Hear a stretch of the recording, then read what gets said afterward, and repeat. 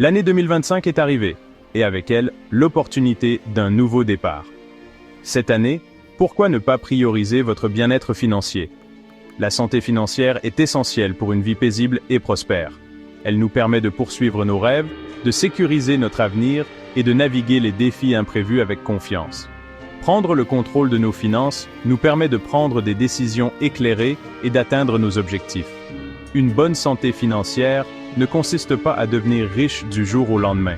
Il s'agit de faire des choix responsables aujourd'hui pour assurer un avenir meilleur. Il s'agit de comprendre nos revenus, nos dépenses et nos objectifs d'épargne. Il s'agit d'avoir un plan et de s'y tenir. Que vous commenciez votre parcours financier ou que vous cherchiez à améliorer vos habitudes existantes, cette année est l'occasion d'apporter un changement positif. Explorons quelques étapes pratiques pour démarrer 2025 avec une bonne santé financière. La première étape vers le bien-être financier est de comprendre votre situation financière actuelle. Commencez par calculer votre revenu net, le montant d'argent qu'il vous reste après impôts et déductions. Ensuite, dressez la liste de toutes vos dépenses mensuelles. Cela comprend tout, du loyer ou des paiements hypothécaires à l'épicerie, aux services publics et aux loisirs. Une fois que vous avez une image claire de vos revenus et dépenses, vous pouvez créer un budget réaliste.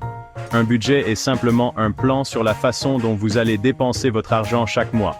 Il existe de nombreuses méthodes de budgétisation, mais une option populaire est la règle du 50-30-20. Cette règle suggère d'allouer 50% de votre revenu après impôt aux besoins, 30% aux envies et 20% à l'épargne et au remboursement des dettes. En suivant vos dépenses et en respectant un budget, vous pouvez identifier les domaines où vous pouvez réduire vos dépenses et libérer plus d'argent pour vos objectifs financiers. N'oubliez pas que la budgétisation ne consiste pas à restreindre votre style de vie.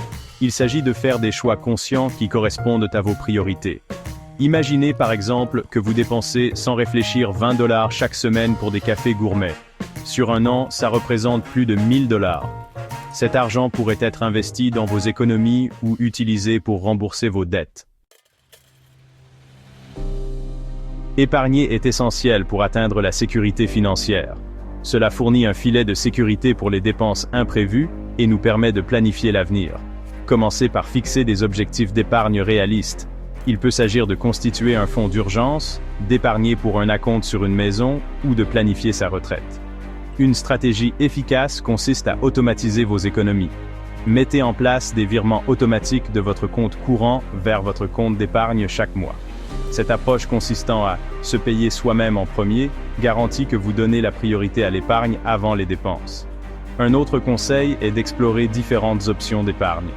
Les comptes d'épargne à haut rendement, les comptes du marché monétaire et les certificats de dépôt, ou CD, offrent des taux d'intérêt plus élevés que les comptes d'épargne traditionnels. Section 4. Gestion de la dette. Prendre le contrôle de vos finances. Les dettes peuvent être un obstacle majeur au bien-être financier. Si vous avez des dettes, il est essentiel de créer un plan pour les gérer et les réduire.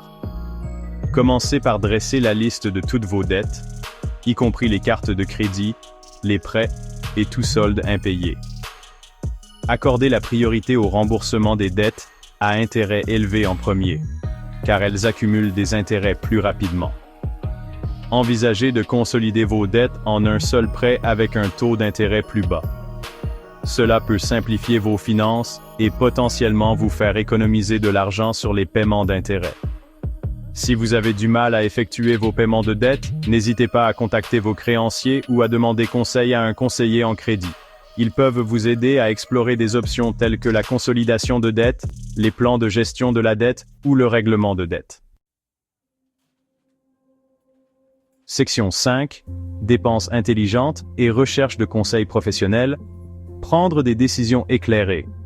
Développer des habitudes de dépenses intelligentes est essentiel pour maintenir une bonne santé financière. Cela implique d'être conscient de vos achats et de prendre des décisions éclairées sur la destination de votre argent. Avant de faire un achat, demandez-vous s'il s'agit d'un besoin ou d'un désir. Cherchez des moyens de réduire vos dépenses sans sacrifier votre qualité de vie. Cela pourrait inclure la négociation de meilleurs tarifs pour les services, la réduction des abonnements inutiles ou la recherche d'alternatives plus abordables pour les achats quotidiens. Enfin, ne sous-estimez pas la valeur des conseils financiers professionnels. Un conseiller financier peut vous fournir des conseils personnalisés en fonction de votre situation financière, de vos objectifs et de votre tolérance au risque. Il peut vous aider à créer un plan financier complet qui englobe la budgétisation, l'épargne, l'investissement, etc. Pensez-y comme un coach pour vos finances. GAP 2S. Et voilà, quelques conseils pour vous aider à prendre le contrôle de vos finances en 2025. N'oubliez pas, chaque petit pas compte.